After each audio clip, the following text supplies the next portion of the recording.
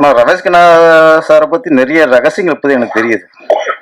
நடிக்க போன இடத்துல நடிக்காம மற்றவெல்லாம் பார்த்துருக்காரு.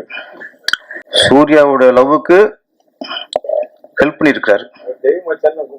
அதாவது என்ன மச்சான், தெய்வம் மாமான்னு கூப்பிடணும்.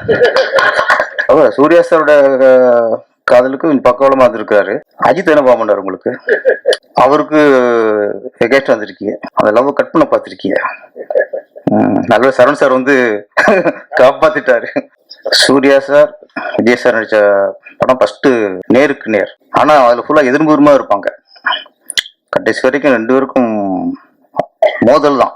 நிறைய படங்கள்ல எந்த படம் சொன்னாலும் கதை ஞாபகத்துக்கு வரும். காதலுக்கு மரியாதை இருக்கட்டும், பூவி உனக்காவா இருக்கட்டும், துல்லாத மனம் துல்லாவா இருக்கட்டும், சூர்யா சாருக்கு நந்தாவா இருக்கட்டும், எல்லாம் ஒரு டைட்டில் சொல்லும்போது நமக்கு டக்குனு கதை தான் ஞாபகத்துக்கு வரும். பிரின்ஸ் படத்துலதான் கதை ஞாபகத்துக்கு வராது, காமெடி தான் ஞாபகத்துக்கு வரும்.